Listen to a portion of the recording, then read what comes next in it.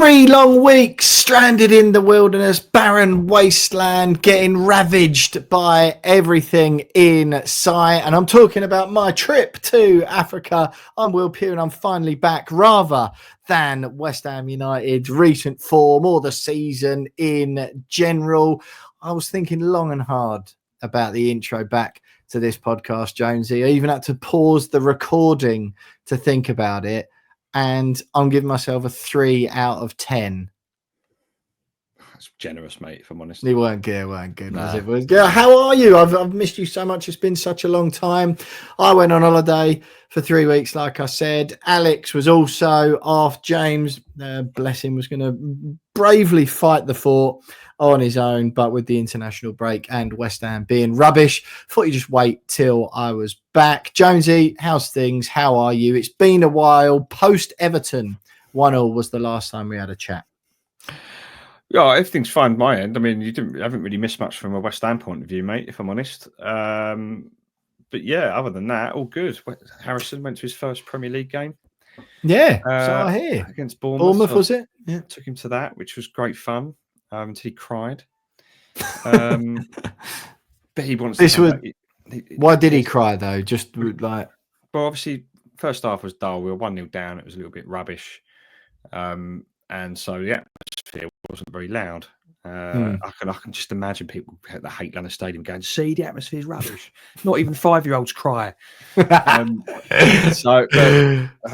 Park, 15-year-olds were crying. It was so loud. Exactly. It's so loud. People were, their eyes were bleeding, their ears were bleeding. But the second half, obviously, you get the equaliser and it's a little bit louder, but and then Bowen scores his favourite play. He had Bowen on the back of his shirt. But it was that roar that really startled him a little bit. Yeah, got him on edge. A lot had to do with the fact that he wasn't watching the game. He was sitting on his seat playing my phone when Bowen scored. And my mate lifts him up in the air, so he's a little bit like, what on earth's gone on there? What is going on? I'm trying to play Candy Crush. That's exactly what he was playing as well. That happened, and he was a little bit, and then he cried, and then I ended up crying because I remember I had cried in my first game because of the noise. So we were kind of embracing each other, both like bawling our eyes out, which was a nice moment that I will remember for a long time. Yeah. And then kind of sat him down and thought, right, let's see how he gets on. Gave him the phone back, and then from that moment on, we're winning. Yeah, and the atmosphere is just naturally louder. It comes up a level, and then Bournemouth score, and then we're trying to get a winner. So naturally, everything's just a little bit more frantic. And he looks at me, and I could just see in his face he'd had enough. It's a long day for a 5-year-old. A lot of walking because the stadium is in the middle of nowhere.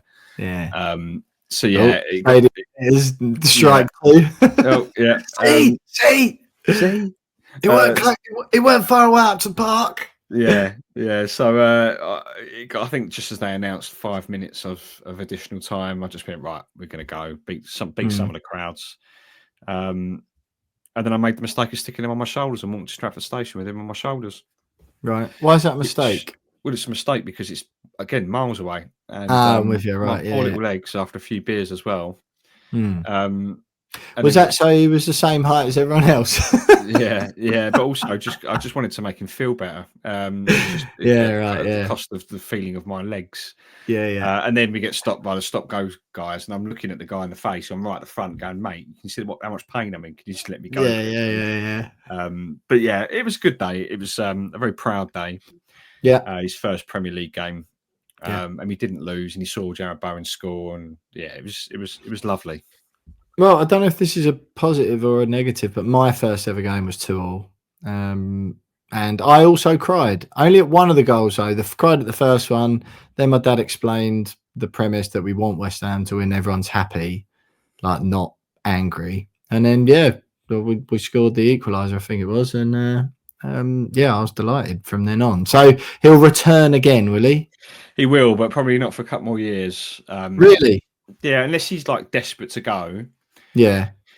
Then I'll probably just give him a couple more years just to get over that experience. Yeah. But we'll see. Yeah. We'll see how we get on. But anyway, what about you, mate? You've been superb, mate. You've been all over the world. Yeah, absolutely superb. Zimbabwe, Botswana, South Africa. Absolutely wonderful. Me and my mum Mum was born in Zimbabwe. And yeah, we went back to where she grew up in Harare. She hasn't been back there for 50 years. So that was absolutely amazing. Got to go in her old house, the house that she grew up in. So that was a bit of an emotional roller coaster. And then, yeah, a little bit of safariing, bit of Victoria Fallsing. And then, yeah, South Africa. Yeah, just wonderful, mate. And then finished off in Cape Town. Yeah, it was absolutely sensational. I'm not a part of the world I've been to before. And usually when I go places, I don't like to go again. I sort of like one visit, tick it off the old list and explore somewhere new. But I'll definitely be going back. Yeah, it was phenomenal, absolutely incredible. And if I'm honest, mate, so I got a text from one of the guys at work, Mike Anstead. I think he's been on the podcast before. You've met him, I believe. We've been to a few of the European away games together. And he texted me, I think it was after the Wolves game, and said something about Paqueta. That Paqueta giveaway is the most Paqueta thing I've ever seen. Get rid. And I texted back, I said, I'm in the middle of the Kruger National Park on a game reserve in one of the most incredible jaw-dropping places on the world, with a rare 3 weeks away from the trials and tribulations of work and life.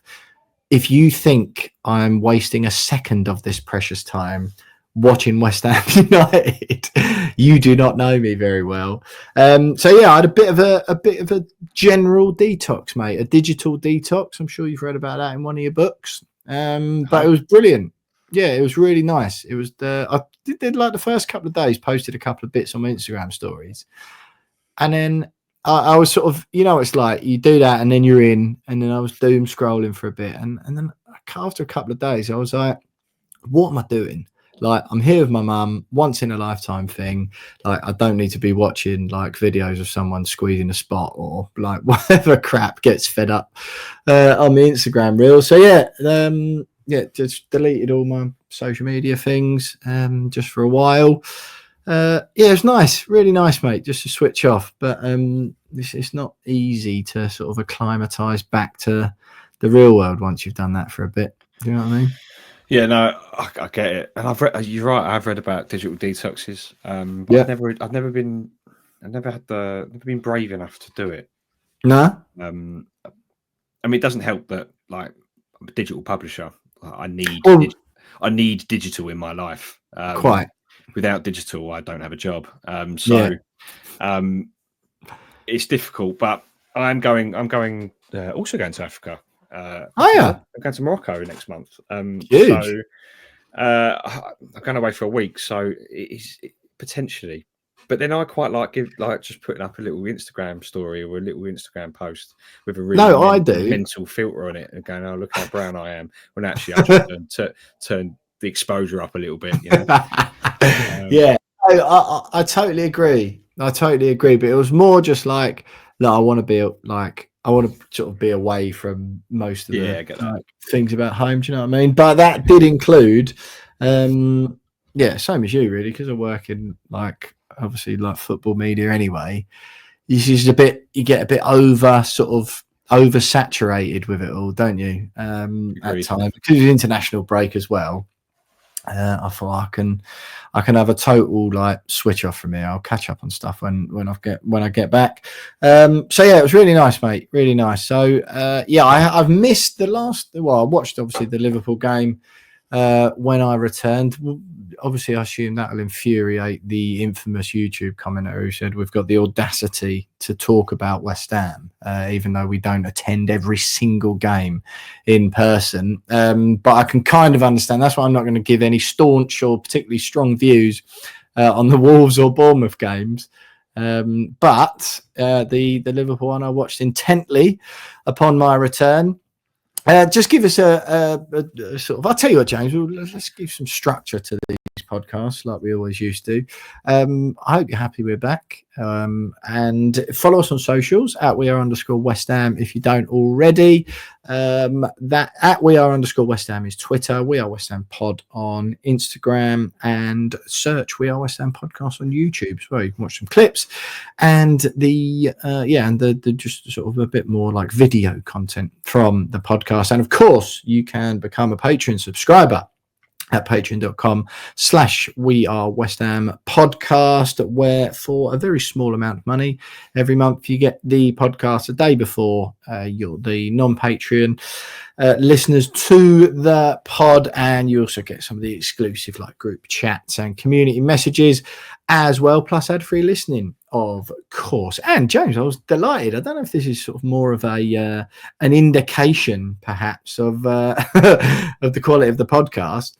But contrary to expectation, first of all, we didn't lose a single patron while I was away, despite you explained to everyone, didn't you, that you were totally left as a one-man operation, weren't you? So there's no one to do any content with, unfortunately, while I was away. But we didn't lose a single patron despite the extended absence. So thanks to all of you for your continued support. We really appreciate that, and that sort of makes me and James feel even more grateful that those of you who are agreeing to support us are doing it for you're in it for the long term, which is nice. And we actually gained a couple of members, Jonesy. So I don't know if just not publishing any content at all is actually good for the We Are West Ham content. The We Are West Ham brand.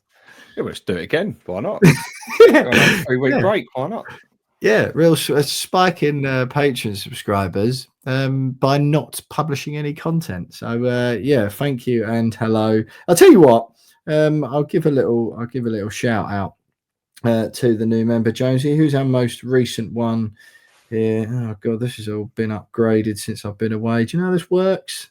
Oh god, this is no, I can't see it. Hang on, I'll get it up at some stage. Anyway. Let's ignore that for now. Thanks so much to all of you. If you want to subscribe, patreon.com/We Are West Ham Podcast, you can do that. Stay with us, because coming up on this episode of the podcast, Jonesy, we'll have a little bit of a brief look back at the Wolves and Bournemouth games, your thoughts and feelings on all things West Ham while I've been away, and we'll try and pretend, shall we not, that the season isn't totally over, and then we'll have a chat about the Liverpool game. A pretty sort of one of those annoying performances, I suppose, pretty positive on the whole, but ultimately left Anfield empty-handed for the 9 millionth time in 60 years or whatever it is. So we'll have a chat about that and a little bit of a look forward to the things on the horizon for West Ham United, including but not limited to, of course, the game against Southampton at home in the Premier League on the weekend, which surely we've got to win. Stay with us. All of that coming up next. Right, Jonesy, just fill us in then. It's been a while since I left. Everton 1, West Ham 1 was the last game that you and I discussed on the podcast. We had an international break, of course, in amongst all of that. And then the 1-0 defeat at Wolves and the 2-2 draw at home to Bournemouth. And really, if any sort of three results there summed up West Ham's season, it's 1-0 away to Everton, 1-0 defeat away to Wolves, and a 2-2 draw at home to Bournemouth. All teams who, in seasons gone by, we would have expected to beat, really. But just start with that Wolves game first of all. Jurgen Strand-Larsen with the 1-0, or with the winner in the 1-0 victory for Wolves. Thoughts, feelings? Particularly interested to hear about the Lucas Paqueta incident that my boss had mentioned. Well, I've been racking my brains and I don't really know. I didn't watch it because it wasn't on TV. It was a Tuesday night. So I should have whispered that just in case someone heard, but I didn't actually watch it. But yeah, I've seen some of the highlights, and the trend since you've been away is that we're a second half team. Right. Proper ramp it up in the second half, a little bit slow to get going in the first. But second half we really come into our own, and that the trend of that, maybe Liverpool game aside, has been the introduction of Fullkrug off the bench, which really changes the way that we attack. and that we are in and out of possession. But if you look at that form, and I know kind of you wanted a little bit more focus on Wolves, and no, not really, mate. Whatever you fancy. Whatever you fancy. I'm not surprised that we've gone to Wolves and lost 1-0. I mean, they're in half decent form. I know they were miles behind us in the league, and now they've just gone above us at the weekend. They're in good form. Like they changed managers maybe 5 weeks before we did. And it's made a difference for them. They're starting to see the fruits of that. And yeah, so like, going there and not getting a result, it's like, and only losing 1-0, it's like, okay, I kind of half saw that coming. But if you look at even from the Everton game, that was a late equaliser for Everton. So that probably should have been a win. You can go to Wolves and lose 1-0, was very tight. We weren't outplayed. Second half we were a lot better and probably unlucky. And then Bournemouth, great form this year, having a really good season. That's true. So yes, we were 2-1. Flaking off a bit now, aren't they? I haven't won in 5. They are, but they're a good side this year. They've got a really good manager, and then going to Liverpool where we just don't win. So the last 4 games, yes, it's only 2 points for 4 games, but the story could have been very, very different. And I think the second half performances at least have given me a little bit of confidence that with a summer behind him and a little bit of investment into the playing squad and reshuffling it, the next year might be a little bit different. But there are positive signs there still, even though the results aren't really there. I wrote my BBC column this week. He's improved our defence massively, and while there has been moans and groans about our lack of attack against Liverpool, we had more clear-cut chances than Liverpool at Anfield. Like that never happens. Yes, okay, we didn't score them. We hit the bar twice. That never happens, and that was kind of almost. Maybe it is beginning to click a little bit. It may be too early to definitively go, yes, we're on the right track here. Yeah. But it was just a glimmer of hope that things may be just beginning to turn a little bit. Liverpool were pants, weren't they? I mean, we'll talk about them in a minute. They weren't at their best. They were for the first 35 minutes, and we were probably lucky it was only 1-0. Yeah. But we held our own, and the fact it was only 1-0 speaks to the defensive improvements that Potter's made. But yeah, the last 3 games, I don't think we can have. I don't think we can look at that and go, maybe the Wolves defeat. Perhaps we should be going there and getting at least a point. Only because they're like right where we are in the table. But I'm looking at it going, well, I'm not massively surprised. We don't. Molineux isn't the best of places for us. I think we won there last year only because James Ward-Prowse scored from a corner. Like that doesn't happen, does it? Like, was it the Jesse Lingard year? That's behind closed doors, wasn't it? Right. When we were good, when we were decent. Yeah. So I'm not that. I wasn't that surprised. I'm quite content with it. I know, obviously, I'd rather us be winning than drawing and losing, but I'm not throwing my toes out the pram. And I woke up this morning to a lot of reports going, West Ham aren't going to sack Graham Potter at the end of the season. So, well, obviously. Like, why would they sack him? Idiots. Like, it's just not even, it's a non-story why you write about that. So, I'm content. Man under no threat of being sacked isn't going to be sacked. Yeah, it's like, exclusive. Sources have told us that the club are going to stick with Graham Potter in the summer. Thank you. I didn't know that. Thank you. Yeah. I'm just kind of like, well, I'm just looking forward to the end of the season now. Just get it out of the way. Let's focus on the summer and the rebuild that's inevitably going to happen and probably disappoint half the fan base. And then we go again next year. No, I quite agree. So all in all, though, I mean, are you still sort of like one of them where it's like it's fine? You sort of feel it's going the right direction, but you couldn't really care less about the recent. I'm looking at it going, well, yes, there have been performances and results where that should have been better. But I think gradually, especially now we've had a lot of key players that come back from injury. Gradually we're seeing an improvement in the overall performances. We are a little bit too slow to start games for my liking. and we're not scoring enough goals, not converting enough chances. But that will come.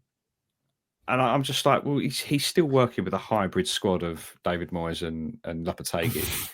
And I mean, it's the second one that's more of a thing, isn't it? To be honest, and like there's a lot of players that are there who are out of contract this summer that probably aren't going to be renewed. And it's just, if you look at the squad on paper, barring 5 players, 6 at a push, there's just a lot of, none of it really fits anymore. I couldn't agree more, mate. It's all like higgledy-piggledy, and it's all just like there's nothing. You look nothing at it, makes sense, does it? I don't really know what that squad of players does. I don't know what they do. I don't know what they're good at. It's like a random assortment of like exactly. It's like different pieces from different jigsaws, isn't it? Yeah, and you've got like Kudus and Paqueta, who both on their day can be fantastic, unbelievable players to watch. And then you've got Guido Rodriguez knocking about on the bench. You've got Danny Ings knocking about still. You've got like, Mavropanos lining up. Oh, mate. Yeah. But then you've got, and like I love them, but then you've got like a lot older players like Soufal and Cresswell that just aren't getting the game time anymore because of their age and probably because they don't suit the system anymore. And they're kind of whatever that is. Yeah. Soufal came off the bench against Liverpool for his first, I think it was his first appearance since February. Really? Just doesn't play. Yeah. And like Emerson's not getting time anymore because Ollie Scarles is in the team. Yeah. And it's like, it's just none of it really works. None of it fits. So that's why I'm just like, I can see improvements in the squad, but I still feel like the squad just doesn't fit anymore, and it needs a big overhaul. It needs a massive refresh. Yeah. We're not going to go down, so it's like, well, let's just look forward to the summer and just, if we win a few games between now and then, happy days. If we don't, as long as we're not getting battered 6, and I'm kind of like, well, all right, fine. Yeah. I mean, finishing 17th is mental, though, isn't it? Like, given what we've said, when like my main moan at the beginning of the season was, oh Jesus, like we're finishing 12th or 13th, and that's it. Blah blah blah. Like the fact that we're not even like we're literally the very worst of the teams who are like just about Premier League quality, like structure and spending wise. Do you know what I mean? Like. Yeah. The 3 teams who are going down are effectively championship teams, aren't they? And then it's like we're the worst. We're the worst of all the actual Premier League teams. Yeah.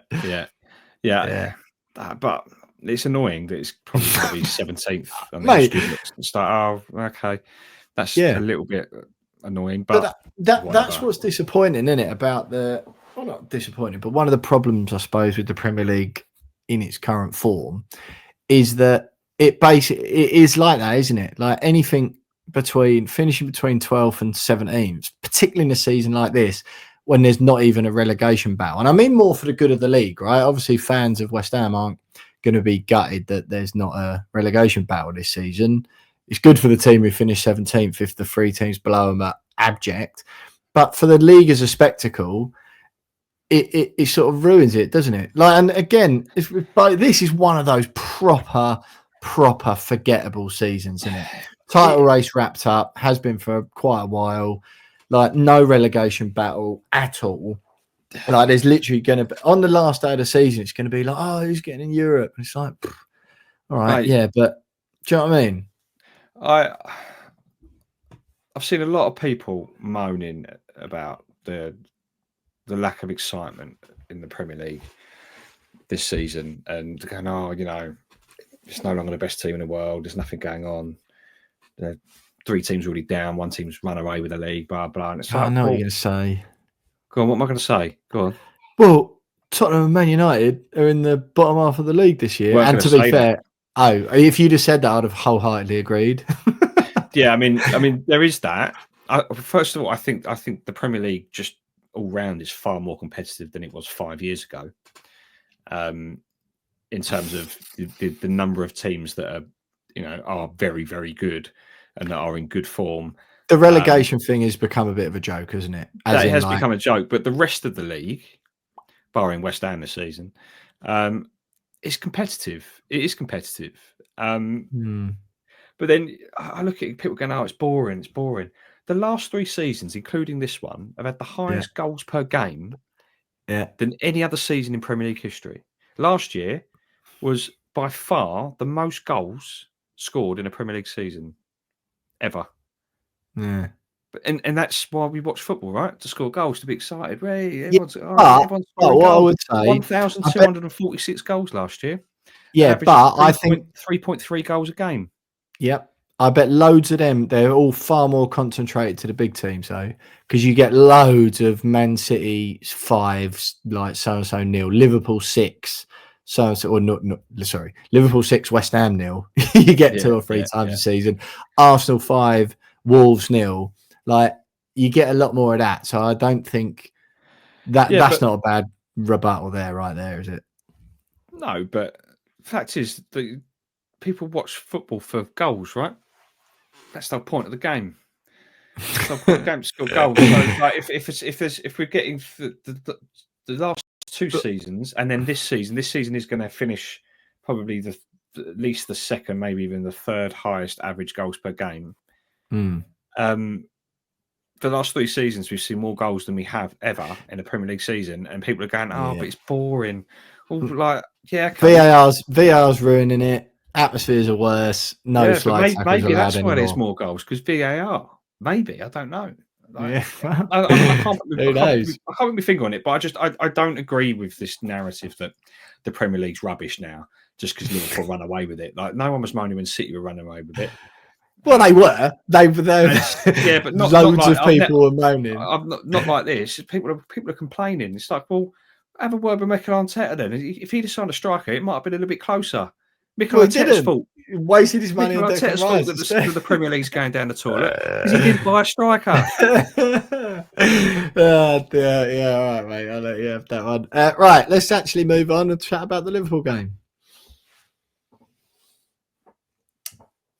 Liverpool 2, West Ham 1, James Jones. What do you think I said when Charlotte was next to me on the sofa? What do you think I said to her when Andy Robertson's own goal went in? We're still going to lose this.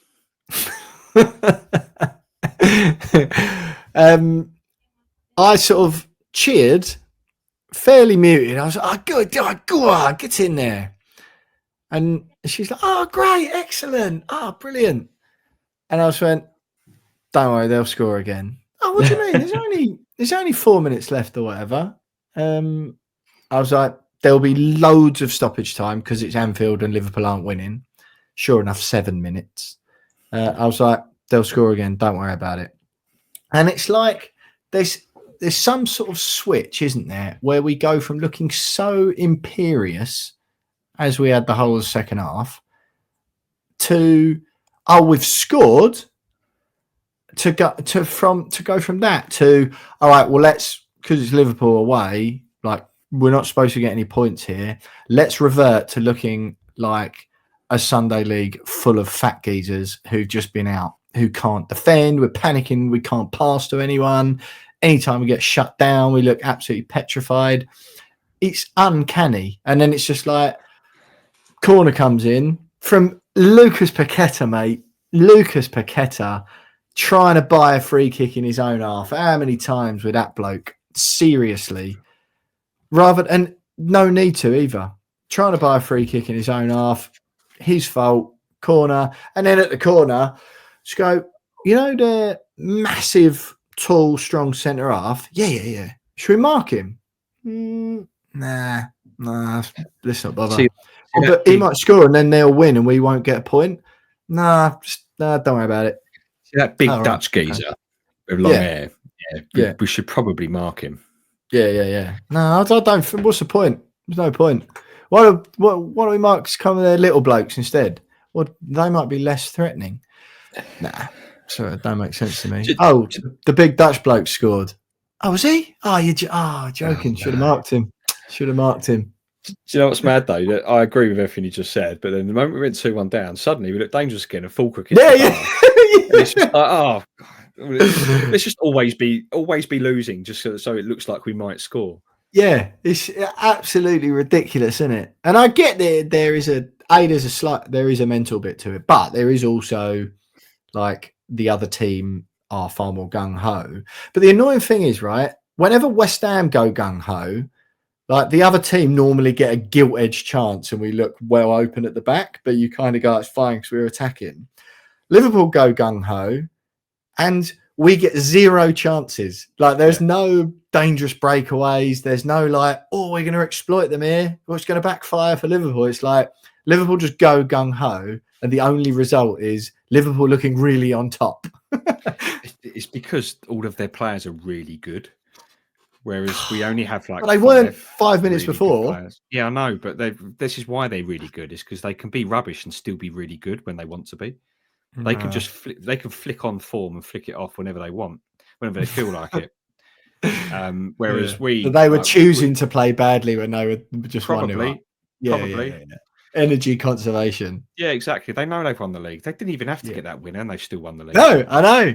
Although part of me was like, oh, that does mean that it's still on, that they're going to win the title at Tottenham, which would be fun. But then at the same time, I wanted them to delay it so that they had to beat Arsenal to win the league, which would be even more fun. Because they got. I just wanted West Ham to get a point at Anfield for a change. Yeah. Oh, it would have been nice. It would have been really nice, actually, given our record at Anfield. I'm looking at our record at Anfield, by the way. Yeah. And it is worse. Sorry. I thought you were going to say it's not as bad as you think, actually. No. It's very bad. It's very, very bad. So I was looking at it because it's funny. Sorry, just quickly. It's funny you say it's worse than you think. Where I don't think it's possible for any West Ham fan to think our record is what like. It's impossible to think it's worse. We already think it's so bad. So that win under Bilic, the 3-0 win at Anfield, was the first one. Great. First one since 1963. So we've had one win there in any competition since 1963. Yeah. So I thought, okay, well, we must have won a few before 1963, right? Nah. Right. Right.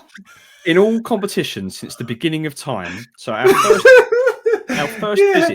first trip to Anfield was an FA Cup third round replay on the 25th of February 1914. Right? Right. First trip there, we lost 5-1, which is on trend. But at least we've kept that going, right? Yeah. So since then, 1914, we've gone to Anfield and played a competitive football match 74 times, including Sunday. Right. We've won 4 of them. Right, we've won. It's a 5% win record at Anfield in our entire history. We've won 4, drawn 17, and lost 53. I'm honest, mate, sorry, that draw stat is huge. But go on. That's way more than I was thinking. We scored 45 goals. It's less. It's almost 0.5 goals per game. We score at Anfield. How many have we conceded? 151. So it's over 2 a game. Which again is lower than I was thinking. Yeah, so I mean, it's. We must have, to be fair, we must have actually, even though we weren't winning there, we were obviously giving them a game like in the old days. Because recently we just go and lose 5-0, don't we? Yeah, I'm just looking at it now. So our last trips to Anfield, obviously Sunday 2-1, earlier in the season in the Cup 5-1. Yeah. Last year in the League Cup 5-1. 3-1 in the league last year, and then previous 2, to be fair, 1-0, 1-0, 2-1, 3-2, and then 4-0, 4-1, 2-2, 0-0, and then the win 3-0. So it does feel like we get battered there a lot, but that is funny. That is, I really like that. It's not great. It's not great. So what did you think was good? What did you think was bad? Lots of chat about Ollie Scarles getting put. You can't put him up against Mo Salah, who's one of the best players in the world. Blah blah. My argument when that was put to me at work today was, well, actually, and it was a bit out of order, that one, a bit cruel. And I was like, well, no, you could look at the other one. Firstly, Ollie Scarles isn't the first left back in the world who Mo Salah's pulled his pants down. Firstly, and he won't be the last. No, definitely not. And secondly, surely Scarles is looking the other way and going, Jesus, Liverpool away, I'm going up against Mo Salah, and my manager's backing me like over Emerson, who's like won lots of or been absolutely one of the outstanding performers for this club for the past few years, really decorated international, and my manager's picking me ahead of. I know again, we weren't like a total shambles. I don't think either what he's done. Yeah, I think it could be a real. It must be a bit of a boost to him. It's probably tough to hear, but if I was Graham Potter or anyone in his family, I'd be saying that. I'd be going, "Don't worry, mate. Like Emerson will have his own, I'm sure, examples. So will Cresswell. So will any left back in the league or the world, basically." And go, "Don't worry. He's almost unplayable. Like that's why he's one of the best players in the world." But overall, you did a good job. Kept him quiet in the second half. You know what I mean? I don't think it's this. That's my view. Sorry, I started that as a question. No, I agree. How's he going to learn? Like you learn, totally. You learn by we banging on for years. Oh, give the players experience. Give the youngsters a go. Give the youngsters a go. Yeah. And he give him a go, albeit against one of the best players in the world. And suddenly everyone's moaning because he's had his pants pulled down. It's like, well, that's how players become good. Yeah, hopefully they have those experiences and they learn from them. And the moment it happened, I was like, obviously I wasn't happy that it happened, but I was like, that's good for him. You think he won't let that happen again? He won't let that happen again. Yeah. Not even against players of Salah's caliber, but against lesser players that he comes up against. He's going to know he's not allowed him to get goal side of him. He's not going to rush into him. He's going to stand off it a little bit in those situations. Yeah. So I just it's not like it was on his debut either. Like it's not like I throw him into the deep end. No, which is what happened to Ben Johnson. Ben Johnson played his debut away at Man City once. Ben Johnson scored, didn't he, at the weekend? By the way, he scored for Ipswich at the weekend. Yeah. Quality. But I think he's been good, and I'm pleased that he's in the team. I do raise my eyebrows a little bit that he's kind of almost seems to have pushed Emerson out the starting 11. I couldn't agree more with you on that. Yeah, something might have happened there, but yeah. Yeah, and maybe coming up against Liverpool, maybe you do go for the more experienced left back when you're playing someone like Salah. But he, like you said, Potter's clearly got trust in him. He's got faith in him as a player, and he would have gone, right, this is going to be a test for you. Yeah, no pressure, but you are up against the best player in the Premier League right now, albeit probably even the world. Yeah, but then you go, well, this is what you've worked hard for. Like, you deserve this chance. Well, this is a positive thing, isn't it?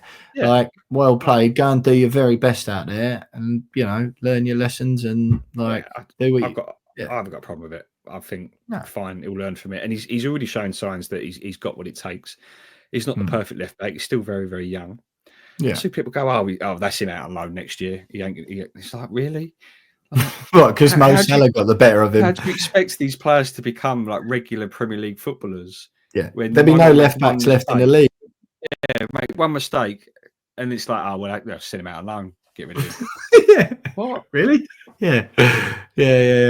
Bizarre. Who were the positives and negatives then, from your point of view? I noticed old Mohamed Kudus, like nearly, obviously he would have been fuming with it, but he risked actually contributing a goal or assist, didn't he?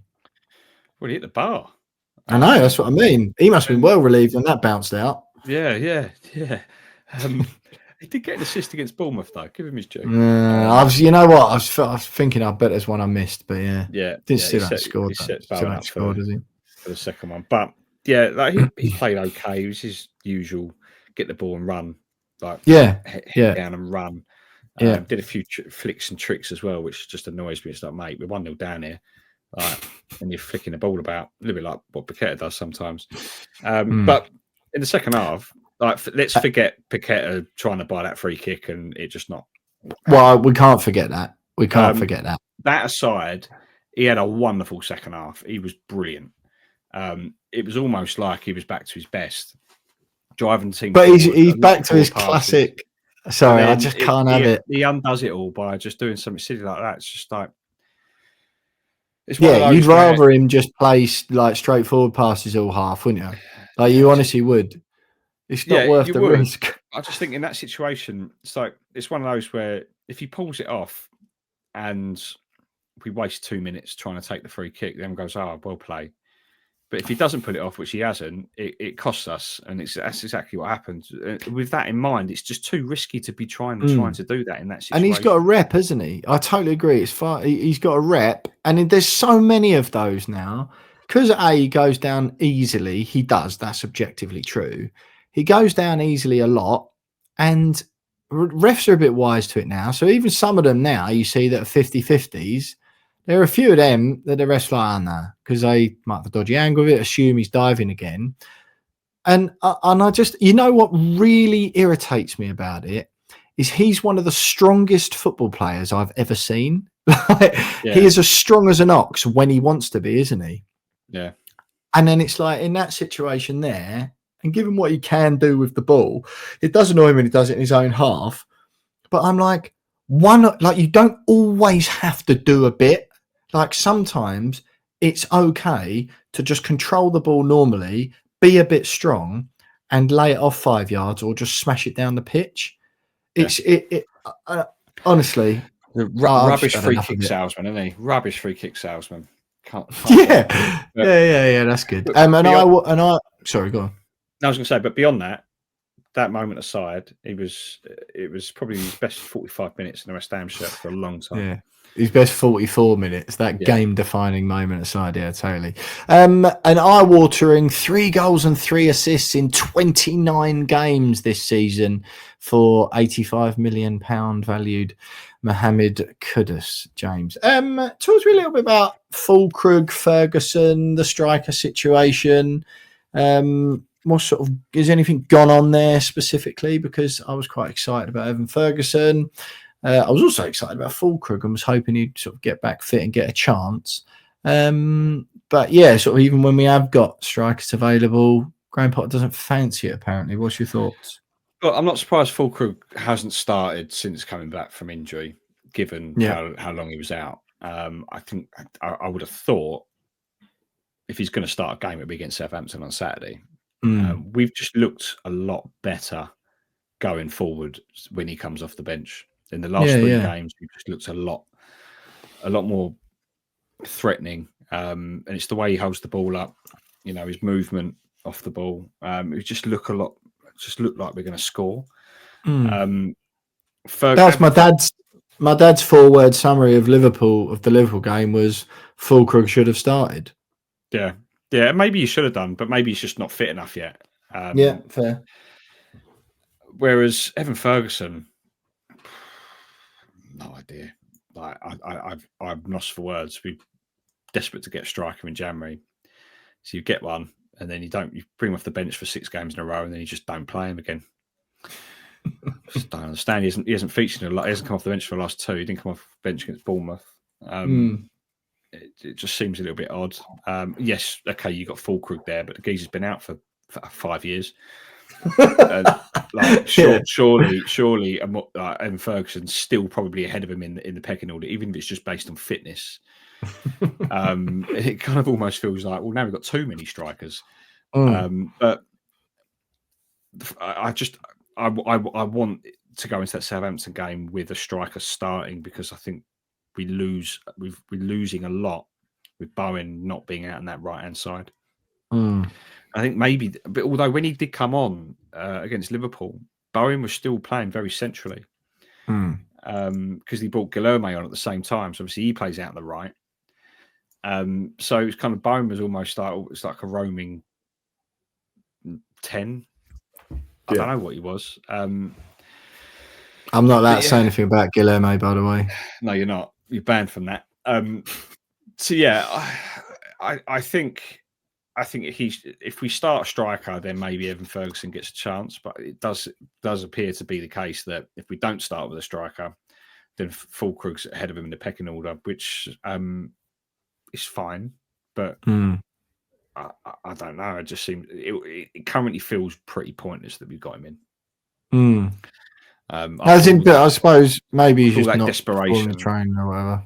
Maybe, but after all that desperation to get one, and then all that sort of like excitement that we've got him, and he's a good player, and we've barely seen him. I think he's played more than 25 minutes in a game.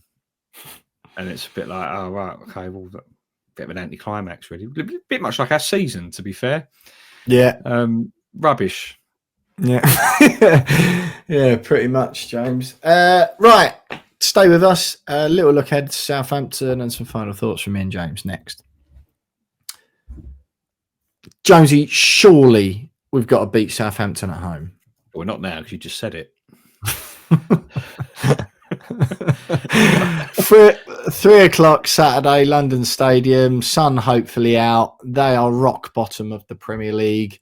25 points behind us. Won 2 games, drawn 4 all season. Minus 54 goal difference, which is exactly, if I'm not mistaken, 3 times as bad as ours. At minus 18, they've conceded 77 goals, which is by far the most in the league. And they've scored the least, conceded the most, worst goal difference, worst points, our pants. Surely. Because what is the point if we don't beat them? Yeah, we should beat them. But because they're already relegated, it does worry me a little bit that they're now playing with no pressure, and a lot of those players will be playing for their futures. I did laugh though. I saw an article they got West Ham are considering buying 4 Southampton players. I was like, you've got yeah, 4 of them. Like, I get Walker Peters. I think he's a good player. Why are we even thinking about anyone else? Like, Unless it's Tyler Dibbling, there's no way he's coming to West Ham. Yeah, it's like 4 players playing for a team that's now officially the earliest team to ever get relegated in Premier League history, and we're like, oh, we'll just buy 4 of those. Why not? We should win, and I believe we will win. I do not believe for a second it's going to be easy. I don't think we're quite there yet to be in a position to be thumping teams that should be thumped. But yeah, I in the same breath, I would not be surprised. No. I would not be surprised if I don't want to say it, if Southampton were better than us. Yeah. It's funny that, when people say they're playing for their futures, it's sort of funny the suggestion being they weren't before. It's like and when they could stay up, they weren't, but now they've gone down. Well, 4 of them are playing for their West Ham futures. They need to impress. 4 of them on auditions, basically. Yeah. They'll have the game of the season as well, don't you? Like they'll score. They're only good. Like all the players we're supposedly looking at. Who are they, by the way? So you got Walker Peters on a free. Harwood Bellis, the centre back, who's half decent to be fair. I quite like him. Aaron Ramsdale. No thanks. And who was the 4th one? There was another one. Well, maybe it was Dibbling that we've been linked with. I mean, yeah. Sign him up by all means, but you got Ramsdale saved 2 penalties against Villa, Asensio. Yeah, and immediately I was like, oh, you can imagine it now. Everyone's like, yeah, get him in. No, we need a ball playing. We need a ball playing goalkeeper, and there's a reason why Arsenal got rid of him. Yeah, he's not a ball playing goalkeeper. Do we need that though, or do we just need a goalie who saves balls with his hands? Well, I mean, you can. I think Potter wants a goalkeeper who can distribute, and Areola isn't that. No, but yeah, so they're the 4 players, and I'm at a loss, mate. If I'm honest, I don't sign 4 players from a team that's the worst team. And that they could still be the worst team in Premier League history because they're a point behind Derby's 11 points. Yeah. Well, at least they'll get rid of that one on Sunday, won't they? Saturday. Yeah, they might do. To be fair, they might do. Yeah. Fair enough, Jonesy. Well, it's lovely to be back, mate. Lovely to see you. Thanks to all of you lovely listeners for your patience while I was away. I hope you didn't mind the mid-season annual leave period. But we are back now, taking you until the end of one of the most forgettable seasons in the history of West Ham United. James, we've gone all the way through till this stage in the podcast, and I'm just going to leave leave people with it. I don't know if you heard David Moyes' comments the other day saying that there's he doesn't see any reason in his mind why Everton can't have the sort of season Nottingham Forest are having next season. What are your thoughts and feelings on that one? Well, I hope they do, because it will mean it's a success. Mate, I won't have a bad word to say about David Moyes. I absolutely love him. We're not going to go over old ground. I'm glad. No, of course. Mate, I was delighted when they scored that goal against Forest, because I hate Forest. You really hate Forest, don't you? Yeah. It's annoyed me a little bit that we've got that 5th Champions League spot, because that's almost guaranteed them Champions League football next season. I don't know. I mean, the 3 points. Chelsea are only 3 points behind them in 6th. Yeah, but I think they'll still do it. Just gives them that little bit more of a cushion, and it breaks my heart. So when Decore scores that goal, I'm buzzing. Even if it did cost me an accumulator, because I did have Forest down the win. But I do believe Everton will be much improved next year with Souček in midfield, Soufal as the right back, Areola in goal, Evan Ferguson up front, Fabianski on a free, by the way. Danny Ings will probably go there as well for a swan song. But I have no real thoughts about that, mate, if I'm honest, other than good luck to him.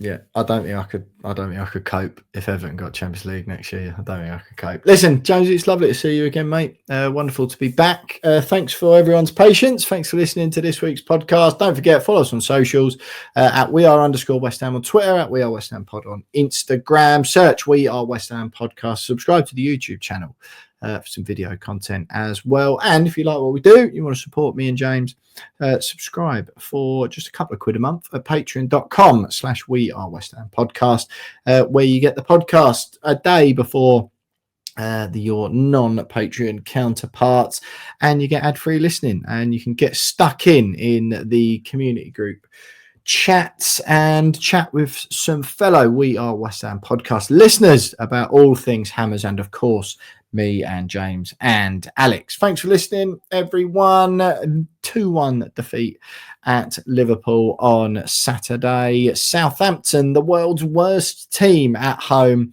this Saturday. I've got that wrong, haven't I, James? It was a defeat to Liverpool on Sunday, of course. Saturday at home at London Stadium against rock bottom Southampton. Who knows whether we'll win? Who cares if we'll win, as we come to the end of one of the most forgettable seasons in West Ham's history. Thank you so much for listening, everyone. Let us know what you think of what we've got to say in the comments and in the social media DMs.